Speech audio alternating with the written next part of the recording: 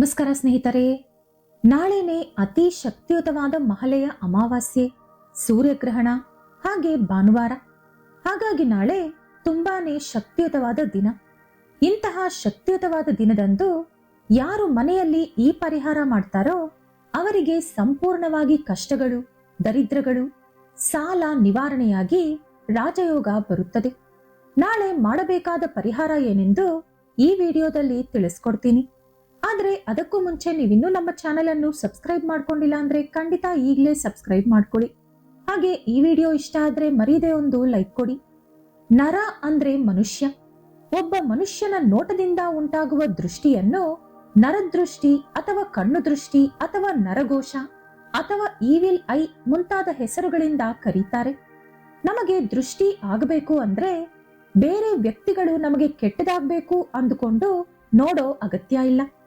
ಕೆಲವೊಮ್ಮೆ ಅತಿಯಾದ ಪ್ರೀತಿ, ಆಶ್ಚರ್ಯ, ಮೆಚ್ಚುಗೆ ಅಥವಾ ಆಸೆಯಿಂದ ನೋಡಿದ್ರೂ ಕೂಡ ದೃಷ್ಟಿ ತಗುಲುತ್ತೆ.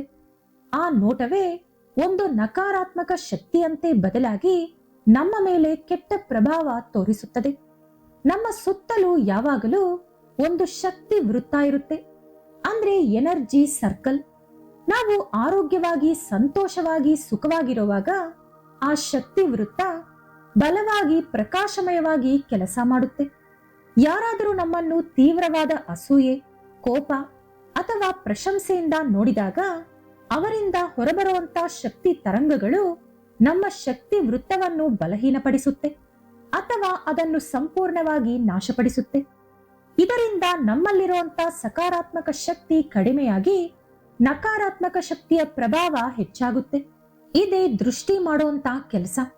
ದೃಷ್ಟಿ ಅನ್ನೋದು ಮಕ್ಕಳಿಗೆ ಹೆಚ್ಚಾಗಿ ತಾಕುತ್ತೆ. ಯಾವುದೇ ನೋವು, ಕಷ್ಟ ಇಲ್ಲದೆ ಸಂತೋಷವಾಗಿ ಆಟ ಆಡ್ತಾ ತೊದಲು ಮಾತುಗಳಾಡೋ ಮಕ್ಕಳನ್ನ ಎಲ್ಲರೂ ಕೂಡ ಇಷ್ಟಪಡ್ತಾರೆ. ಹಾಗಾಗಿ ಅವರಿಗೆ ದೃಷ್ಟಿ ಬೇಗನೆ ತಾಕುತ್ತೆ. ಅದೇ ರೀತಿ ಗರ್ಭ ಧರಿಸಿದಂತ ಮಹಿಳೆಯರು ನೋಡಲು ಕಳೆಕಳೆಯಾಗಿರ್ತಾರೆ. ಅವರ ದೇಹ ಸೂಕ್ಷ್ಮವಾಗಿ ಇರೋದ್ರಿಂದ ಅವರಿಗೂ ಕೂಡ ಬೇಗನೆ ದೃಷ್ಟಿಯಾಗುತ್ತೆ. ಇದಲ್ಲದೆ ಸುಂದರವಾದ ಯುವತಿ ಯುವಕರಾಗಿರ್ಬೋದು, ವ್ಯಾಪಾರದಲ್ಲಿ, ಉದ್ಯೋಗದಲ್ಲಿ ಉನ್ನತ ಸ್ಥಾನದಲ್ಲಿ ಇರೋರಾಗಿರ್ಬೋದು, ಯಾವುದಾದ್ರೂ ಜನ ಮೆಚ್ಚುವ ಕೆಲಸ ಮಾಡಿದವರಾಗಿರ್ಬೋದು, ಸ್ವಂತ ಮನೆ ಇರೋರಾಗಿರ್ಬೋದು, ಒಡವೆಗಳು ಹಾಕಿಕೊಂಡವರಾಗಿರ್ಬೋದು, ಬೆಲೆ ಬಾಳುವ ಬಟ್ಟೆ ಧರಿಸಿದವರಾಗಿರ್ಬೋದು, ಹೊಸ ವಾಹನಗಳು ಇರೋರಾಗಿರ್ಬೋದು, ಇವರೆಲ್ರಿಗೂ ಕೂಡ ಬೇರೆಯವರ ಅಸೂಯೆಯಿಂದ ದೃಷ್ಟಿ ಬೇಗನೆ ತಾಕುತ್ತೆ. ಇದಲ್ಲದೆ ಗಂಡ ಹೆಂಡತಿ ಸಂತೋಷವಾಗಿ ಇದ್ರಂತೂ ಸಿಕ್ಕಾಪಟ್ಟೆ ದೃಷ್ಟಿಯಾಗುತ್ತೆ. ದೃಷ್ಟಿಯಾದಾಗ ನಮಗಾಗುವಂತ ಪರಿಣಾಮಗಳೇನಂದ್ರೆ, ಪುಟ್ಟ ಮಕ್ಕಳಿಗಾದ್ರೆ ಯಾವಾಗ್ಲೂ ಕಾರಣ ಇಲ್ಲದೆ ಅಳೋದು, ಹಾಲು ಕುಡಿದೇ ಇರೋದು, ತೂಕ ಕಡಿಮೆ ಆಗೋದು, ಯಾವಾಗ್ಲೂ ಕಾಯಿಲೆ ಬರ್ತಾ ಇರೋದು. ಒಂದು ವೇಳೆ ದೊಡ್ಡವರಿಗಾದ್ರೆ ಆಕಸ್ಮಿಕವಾಗಿ ದಣಿವು, ಸೋಂಬೇರಿತನ, ತಲೆನೋವು, ಮೈಕೈ ನೋವು, ಯಾವ ಕೆಲಸದ ಮೇಲೂ ಆಸಕ್ತಿ ಇಲ್ಲದೆ ಇರೋದು, ಕಿರಿಕಿರಿ, ಕೋಪ, ಮಾಡೋ ಕೆಲಸಗಳಿಗೆ ವಿಘ್ನ ಬರೋದು, ವ್ಯಾಪಾರದಲ್ಲಿ ಇದ್ದಕ್ಕಿದ್ದಂತೆ ನಷ್ಟ ಬರೋದು, ಇಂತಾದು ನಡೆಯುತ್ತೆ. ಅದೇ ವಸ್ತುಗಳು ಅಥವಾ ಮನೆಗಾದ್ರೆ ಹೊಸ ವಾಹನಗಳು ಆಕ್ಸಿಡೆಂಟ್ಗೆ ಗುರಿಯಾಗೋದು ಅಥವಾ ರಿಪೇರಿ ಆಗೋದು. ಇನ್ನು ಮನೆಯಲ್ಲಾದ್ರೆ ಪ್ರಶಾಂತತೆ ಇಲ್ಲದೆ ಇರೋದು, ಕುಟುಂಬಸ್ಥರ ಮಧ್ಯೆ ಗಲಾಟೆಗಳು ಬರೋದು, ಮನೆಯಲ್ಲಿ ಬೆಳೆಸ್ತಾ ಇರುವಂತ ಗಿಡಗಳು, ಮರಗಳು ಬಾಡೋಗೋದು ಅಥವಾ ಒಣಗೋಗೋದು, ಇಂಥದ್ದು ನಡೆಯುತ್ತೆ. ಈ ರೀತಿ ನಿಮಗೂ ಕೂಡ ದೃಷ್ಟಿದೋಷ ಆಗಿದ್ರೆ ಈಗ ನಾನು ಹೇಳೋಂತ ಈ ಪರಿಹಾರನ ನಾಳೆ ಅಮಾವಾಸ್ಯೆ ದಿನ ಮಾಡ್ಕೊಂಡ್ರೆ ನಿಮಗಿರೋ ಅಥವಾ ನಿಮ್ಮ ವಾಹನ, ಮನೆ, ಮಕ್ಕಳು ಮುಂತಾದವರಿಗೆ ಇರೋಂತ ದೃಷ್ಟಿದೋಷ, ನರದೃಷ್ಟಿ, ಕಣ್ಣು ದೃಷ್ಟಿ ಎಲ್ಲ ಹೋಗಿ ನಿಮ್ಮ ಕುಟುಂಬ, ನಿಮ್ಮ ಮನೆ ಚೆನ್ನಾಗಿರುತ್ತೆ. ನಾಳೆ ಭಾನುವಾರ ಅಮಾವಾಸ್ಯೆ ದಿನ ಗ್ರಹಗಳ ರಾಜನಾದ ಸೂರ್ಯನ ಶಕ್ತಿ, ಪಿತೃದೇವತೆಗಳ ಶಕ್ತಿ ಜೊತೆಗೆ ಅಮಾವಾಸ್ಯೆಯ ತಾಂತ್ರಿಕ ಶಕ್ತಿ ಸೇರಿದ್ದು ಅತಿ ಶಕ್ತಿಯುತವಾದಂತ ದಿನ ಆಗಿದೆ. ನಾಳೆ ನೀವು ಮಾಡುವಂತ ಪರಿಹಾರಗಳು ತುಂಬಾ ಬೇಗನೆ ಫಲ ಕೊಡುತ್ತೆ. ಮುಖ್ಯವಾಗಿ ಶತ್ರುಗಳಿಂದ ಬರುವಂತ ತೊಂದರೆಗಳು, ಅಂದ್ರೆ ನಿಮಗೆ ತಿಳಿದ ಶತ್ರುಗಳಾಗಿರ್ಬೋದು ಅಥವಾ ತಿಳಿದೇ ಇರೋ ಶತ್ರುಗಳಾಗಿರ್ಬೋದು, ಅವರಿಂದ ಬರೋ ತೊಂದರೆಗಳು ಹೊರಟೋಗುತ್ತೆ. ಸಾಲಗಳಿಂದ ಉಂಟಾಗುವಂತ ಮಾನಸಿಕ ವೇದನೆ ಅಥವಾ ಆರ್ಥಿಕ ಸಮಸ್ಯೆ ನಿವಾರಿಸಿಕೊಳ್ಳೋಕೆ ಈ ಪರಿಹಾರ ತುಂಬಾ ಚೆನ್ನಾಗಿ ಕೆಲಸ ಮಾಡುತ್ತೆ. ಈ ಪರಿಹಾರದಲ್ಲಿ ನಾವು ಬಳಸೋ ಪ್ರತಿ ಪದಾರ್ಥಕ್ಕೂ ಒಂದು ನಿರ್ದಿಷ್ಟವಾದ ಶಕ್ತಿ ಇದೆ. ಈ ಪರಿಹಾರಕ್ಕಾಗಿ ನಾವು ಬಳಸುವಂತ ವಸ್ತುಗಳ ಪ್ರಾಮುಖ್ಯತೆ ಏನಂದ್ರೆ, ಈ ಪರಿಹಾರಕ್ಕೆ ನಮಗೆ ಮೊದಲು ಬೇಕಾಗಿರೋದು ಕಪ್ಪು ಬಣ್ಣದ ಬಟ್ಟೆ. ಕಪ್ಪು ಬಣ್ಣ ಶನಿದೇವರ ಸಂಕೇತ. ಶನಿಗ್ರಹ ಕರ್ಮ, ನ್ಯಾಯ ಹಾಗೂ ಕಷ್ಟಗಳಿಗೆ ಅಧಿಪತಿ. ಕಪ್ಪು ಬಣ್ಣ ನಕಾರಾತ್ಮಕ ಶಕ್ತಿಗಳನ್ನು, ದೃಷ್ಟಿಯನ್ನು ಹಾಗೂ ಕೆಟ್ಟದ್ದನ್ನು ತನ್ನೊಳಗೆ ಎಳೆದುಕೊಳ್ಳುವಂತ ಗುಣ ಹೊಂದಿದೆ. ಆದ್ದರಿಂದಾನೇ ಅಮಾವಾಸ್ಯೆ ದಿನ ಕಪ್ಪು ಬಟ್ಟೆ ಹಾಕೋಬಾರ್ದು ಅಂತಾರೆ. ಇನ್ನು ಈ ಪರಿಹಾರಕ್ಕೆ ನಮಗೆ ಬೇಕಾದಂತ ಎರಡನೇ ಪದಾರ್ಥ ಲವಂಗ. ಇದಕ್ಕೆ ನಮಗೆ 5 ಲವಂಗಗಳು ಬೇಕು. ಲವಂಗಗಳು ನಕಾರಾತ್ಮಕ ಶಕ್ತಿಗಳನ್ನು ನಾಶಪಡಿಸೋ ಶಕ್ತಿ ಹೊಂದಿದೆ. ಇದು ಕಾರ್ಯಸಿದ್ಧಿಗೆ ಹಾಗೂ ನಮ್ಮೊಳಗೆ ಸಕಾರಾತ್ಮಕ ಶಕ್ತಿಯನ್ನು ಹೆಚ್ಚಿಸಲು ಉಪಯೋಗವಾಗುತ್ತೆ. ಪಂಚಭೂತಗಳಿಗೆ ಸಂಕೇತವಾಗಿ ಈ ಪರಿಹಾರದಲ್ಲಿ ನಾವು 5 ಲವಂಗಗಳನ್ನು ಬಳಸುತ್ತೀವಿ. ಇನ್ನು ಮೂರನೇ ಪದಾರ್ಥ 5 ಕರಿ ಮೆಣಸು. ಮೆಣಸು ದೃಷ್ಟಿಯನ್ನು, ಶತ್ರುಗಳ ಕೆಟ್ಟ ಆಲೋಚನೆಗಳನ್ನು ನಾಶಪಡಿಸೋ ಶಕ್ತಿ ಹೊಂದಿದೆ. ಇದು ನಮ್ಮ ಸುತ್ತಲೂ ಒಂದು ರಕ್ಷಣಾ ಕವಚದಂತೆ ಕೆಲಸ ಮಾಡುತ್ತೆ. ಇನ್ನು ಈ ಪರಿಹಾರದಲ್ಲಿ ನಾವು ಬಳಸುವಂತ ಕೊನೆ ಪದಾರ್ಥ ಕಪ್ಪು ಎಳ್ಳು. ಇದು ಶನಿದೇವರಿಗೆ, ಪಿತೃದೇವತೆಗಳಿಗೆ ಅತಿ ಪ್ರಿಯವಾದದ್ದು. ಕಪ್ಪು ಎಳ್ಳು ನಮ್ಮ ಕರ್ಮಫಲವನ್ನು, ಪಿತೃ ದೋಷಗಳನ್ನು, ದೀರ್ಘಕಾಲದ ಸಮಸ್ಯೆಗಳನ್ನು ನಿವಾರಿಸಲು ಸಹಾಯ ಮಾಡುತ್ತೆ.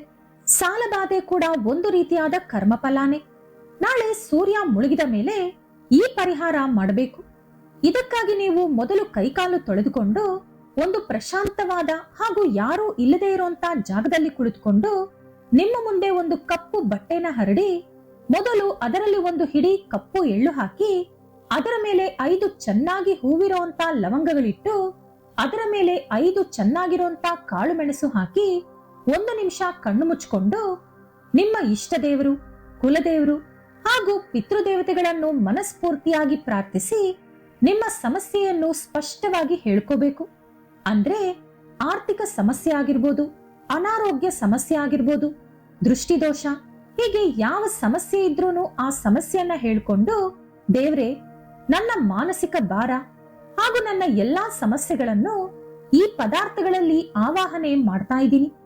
ಈ ಸಮಸ್ಯೆಗಳೆಲ್ಲವೂ ಈ ಮೂಟೆಯ ಜೊತೆಗೆ ನನ್ನ ಜೀವನದಿಂದ ತೊಲಗಿ ಹೋಗಬೇಕು ಎಂದು ದೃಢ ನಂಬಿಕೆಯಿಂದ ನಿಮ್ಮ ಸಂಕಲ್ಪ ಹೇಳಿಕೊಂಡು ಆ ಬಟ್ಟೆಯನ್ನು ಗಂಟು ಕಟ್ಟಬೇಕು. ಆ ನಂತರ ಆ ಮೂಟೆಯನ್ನು ನಿಮ್ಮ ಬಲಗೈನಲ್ಲಿ ಹಿಡಿದುಕೊಂಡು ನಿಮ್ಮ ತಲೆ ಸುತ್ತಲೂ 7 ಸಲ ಸುತ್ತಿಕೊಳ್ಳಬೇಕು. ಪ್ರತಿ ಸಲ ಒಂದೊಂದು ಸುತ್ತು ಸುತ್ತೋವಾಗ್ಲೂ ನನ್ನ ಸಮಸ್ಯೆಗಳೆಲ್ಲವೂ ನನ್ನಿಂದ ದೂರ ಆಗ್ತಿದೆ ಎಂದು ದೃಢವಾಗಿ ನಿಮ್ಮ ಮನಸ್ಸಿನಲ್ಲಿ ಅಂದುಕೊಳ್ಳಬೇಕು. 7 ಸಲ ಸುತ್ತಿದ ತಕ್ಷಣ ಆ ಮೂಟೆಯನ್ನು ತೆಗೆದುಕೊಂಡು ಮನೆಯಿಂದ ಹೊರಗಡೆ ಹೋಗಿ ಯಾರೂ ಇಲ್ಲದೆ ಇರುವಂತ ನಿರ್ಜನ ಪ್ರದೇಶದಲ್ಲಾಗಿರ್ಬೋದು, ಅಥವಾ ಮುಳ್ಳಿನ ಗಿಡದ ಕೆಳಗಡೆ ಆಗಿರ್ಬೋದು, ಅಥವಾ ಹರಿಯೋ ನೀರು ಆಗಿರ್ಬೋದು, ಈ 3 ಪ್ರದೇಶಗಳಲ್ಲಿ ಯಾವುದೋ ಒಂದು ಜಾಗದಲ್ಲಿ ಆ ಮೂಟೆಯನ್ನ ಎಸೆದು ಹಿಂದಿರುಗಿ ನೋಡದೆ ಮನೆಗೆ ಬಂದ್ಬಿಡಿ. ನೀವು ಹಿಂದೆ ತಿರುಗಿ ನೋಡಿದ್ರೆ ನೀವು ಬಿಸಾಕಿದಂತ ಆ ಸಮಸ್ಯೆಗಳಿಗೆ ದುಪ್ಪಟ್ಟು ಸಮಸ್ಯೆಗಳನ್ನ ನಿಮ್ಮ ಜೊತೆಗೆ ನಿಮ್ಮ ಮನೆಗೆ ತಂದುಕೊಂಡಂತಾಗುತ್ತೆ. ನೀವು ಈ ಪರಿಹಾರ ಮಾಡೋಕೆ ಶುರು ಮಾಡಿದಾಗಿನಿಂದ ಪರಿಹಾರ ಮುಗಿಸಿ ಮನೆಗೆ ಬರೋವರೆಗೂ ಯಾರ ಜೊತೆ ಕೂಡ ಮಾತಾಡಬಾರ್ದು. ಮನೆಗೆ ಬಂದ ಮೇಲೆ ಕೈಕಾಲು ಮುಖ ತೊಳ್ಕೊಂಡು ನಿಮ್ಮ ದೇವರ ಮನೆಯಲ್ಲಿ ದೀಪ ಹಚ್ಚಿ ನಿಮ್ಮ ಇಷ್ಟ ದೇವರನ್ನ ಪೂಜಿಸಿ ಎಲ್ಲ ಒಳ್ಳೇದಾಗುತ್ತೆ ಅಂತ ನಂಬಬೇಕು. ಈ ಪರಿಹಾರ ನೀವು ಮಾಡೋದ್ರಿಂದ ನಿಮ್ಮ ಮೇಲಿರುವಂತ ನಕಾರಾತ್ಮಕ ಶಕ್ತಿಗಳ ಪ್ರಭಾವ, ದೃಷ್ಟಿದೋಷ, ಶತ್ರುಪೀಡೆ ಎಲ್ಲವೂ ಕೂಡ ಕಡಿಮೆಯಾಗುತ್ತೆ. ನಿಮ್ಮ ಪ್ರಯತ್ನಗಳಿಗೆ ಅಡ್ಡ ಬರುತ್ತಿರುವಂತ ಕೆಟ್ಟ ಶಕ್ತಿಗಳು ನಾಶ ಆಗುತ್ತೆ. ನಿಮ್ಮ ಕೆಲಸಗಳಲ್ಲಿ ಗೆಲುವು ಸಿಗುತ್ತೆ. ಈ ಪರಿಹಾರ ಮಾಡುವಾಗ ನಿಮ್ಮ ಮನಸ್ಸು ಪ್ರಶಾಂತವಾಗಿರ್ಬೇಕು. ಹಾಗೆ ಪೂರ್ತಿ ನಂಬಿಕೆ ಇಟ್ಟು ಮಾಡಬೇಕು. ನೀವು ಯಾವ ಪರಿಹಾರ ಮಾಡಿದ್ರೂ ಕೂಡ ಎಲ್ಲರ ಜೊತೆ ಡಿಸ್ಕಷನ್ ಮಾಡ್ಕೊಂಡು ಕೂತ್ಕೊಂಡು ಮಾಡಬಾರ್ದು. ಗುಪ್ತವಾಗಿ ಮಾಡಿದಾಗ ಮಾತ್ರನೇ ಫಲ ಹೆಚ್ಚಾಗಿ ಸಂಪೂರ್ಣವಾಗಿ ಸಿಗುತ್ತೆ. ನಾಳೆ ಗ್ರಹಣ ಮತ್ತು ಅಮಾವಾಸ್ಯೆ ಆಗಿರೋದ್ರಿಂದ ಮಾಂಸಾಹಾರ ತಿನ್ನಬಾರ್ದು.